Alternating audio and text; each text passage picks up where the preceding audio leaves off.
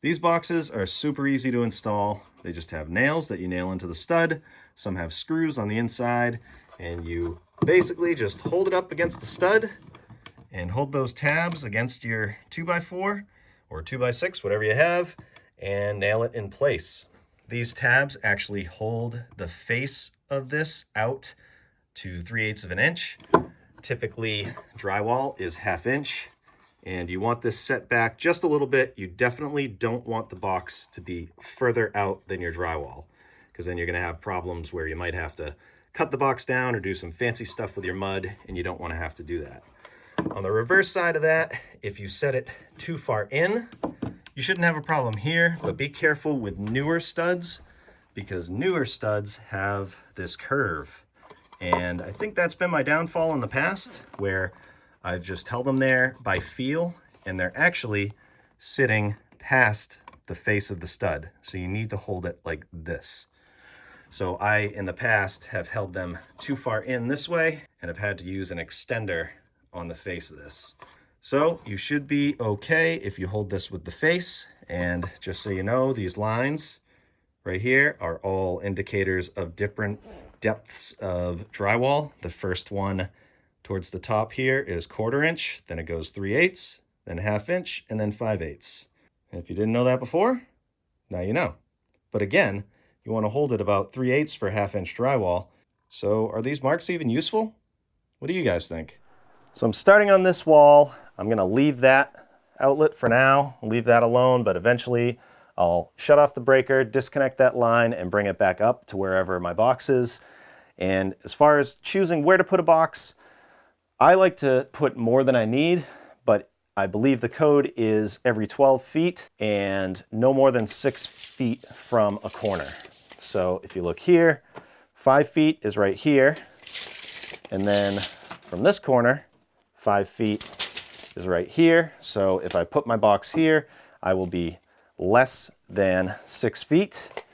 So I'm going to do 1 right here, and I might put 2 if it made sense, but I think that's a little much. Plus the door right here.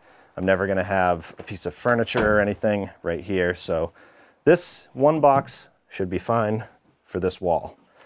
And as far as the height, I just measure the other boxes in my house, and if it's off a little bit, it's fine. Just try and make them the same throughout the room. And I'm going to go 18 inches to the top of the box, and I'll do that with all of them.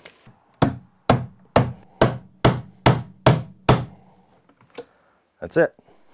This wall is about 12 feet wide. I'm going to do 2 boxes, one on this stud and one on this stud. I have to move this insulation.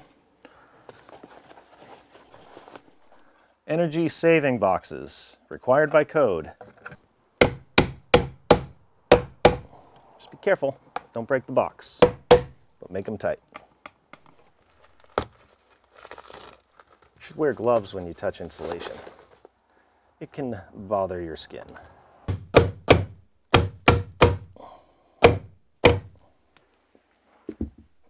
Now this wall, I am going to put 1 box as well, but looking around the room and thinking about it, I think this is the best candidate for where a TV would go, either center of this wall or in the corner.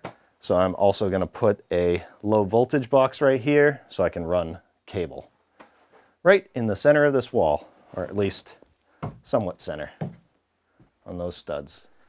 Since this is a 2x3 wall, I actually had to get a different box, a smaller cubic inch box.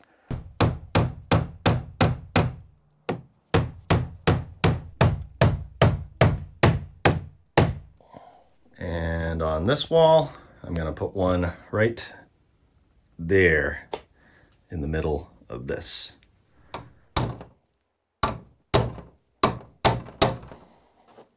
Loosey-goosey stud. This will feel good on my knee. Ow! Just kidding. Cool. Okay, so we got power coming up, and then box here, box there, box there, cable, and a box there.